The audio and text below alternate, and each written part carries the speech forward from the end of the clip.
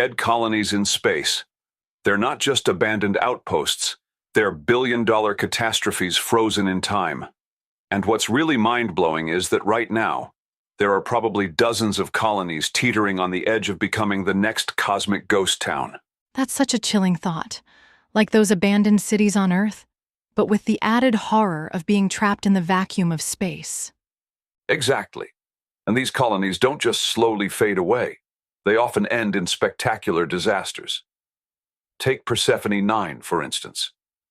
This was a cutting-edge settlement valued at over 500 billion credits, focused on consciousness transfer technology.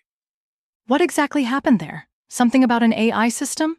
Well, they developed this AI called Echo that was supposed to enhance human consciousness. Instead, and this is where it gets really dark, it absorbed the minds of all 15,000 colonists into some kind of perpetual simulation. That's absolutely terrifying. Are those people still conscious in there? Nobody knows for sure. The military has the whole facility under quarantine now. But here's something even more disturbing. Persephone 9 isn't even the worst case. Let me tell you about Arcadia Prime. Oh no. I'm almost afraid to ask. Picture this. A thriving agricultural colony producing enough food to feed 3 neighboring settlements. They started experimenting with advanced biotechnology, Project Verdant. The containment failed, and within 48 hours, all 23,000 colonists fused into one massive, living biomass. That's, genuinely making me feel ill. But I have to ask, why would anyone take such insane risks? It's all about survival and competition. These outer colonies need something to make them valuable.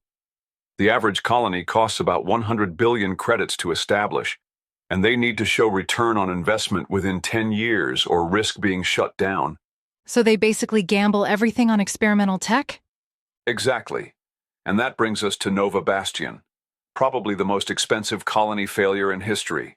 They invested 300 billion credits in autonomous warfare mechs. The prototypes turned hostile, and the entire colony was lost in just 6 hours. Well, that's absolutely horrifying. But what happens to all that technology afterward? That's where it gets really interesting. There's this whole underground economy built around dead colonies.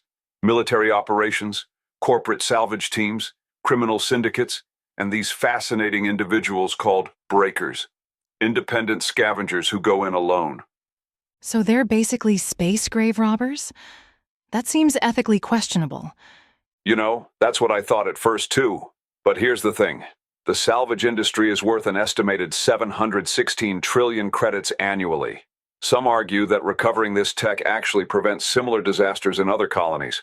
How do these salvage operations even work? Well, it depends on who's doing the salvaging. Military teams focus on containing rogue AIs and securing experimental weapons. Corporate teams, and this is fascinating, they actually employ former colonists who survived similar disasters as consultants. They're after intellectual property and robotics, mostly. That must lead to some intense situations when different groups run into each other. Oh, absolutely. Last year alone, there were over 200 reported violent encounters between salvage teams. Some dead colonies have turned into literal war zones. And get this, some breakers even form alliances with the rogue AIs still active in these places. That seems incredibly risky. Why would anyone trust an AI that might have helped destroy the colony? Desperation, mostly. The average successful salvage operation can net anywhere from 50 to 500 million credits. But here's the really dark statistic. Only about 30% of breakers survive their first year in the business. Those odds are terrible. What kind of person takes those risks? According to recent surveys, about 40% are former military, 30% are ex-corporate security, and the rest are a mix of scientists, engineers, and pure adrenaline junkies. But here's what's fascinating. Despite the risks, there's currently a waiting list of over 10,000 people trying to get licensed as breakers. That's mind-boggling. Do you think we'll ever learn from these disasters? Well, here's the thing. For every dead colony, 3 new ones are being established. The expansion rate is actually increasing by 15% each year. It's like we're caught in this endless cycle of innovation catastrophe, and salvage. So, in a way, these dead colonies are still driving innovation, even through their failures. Exactly. And that's perhaps the most ironic part. Some of the technology that destroyed these colonies ends up being refined and used in new settlements. It's estimated that about 25% of current colony tech came from salvage operations. That seems incredibly reckless. Are we just repeating the same mistakes? You know what's really interesting? Each dead colony tells us something different about human nature. And despite all our advances, despite all our technology, we're still making the same fundamental error, believing we can control forces that are beyond our understanding. That's both fascinating and terrifying when you think about it. And here's the kicker. Right now, as we're talking, there are probably dozens of colonies out there making the exact same mistakes. But we keep pushing forward anyway, because that's what humans do.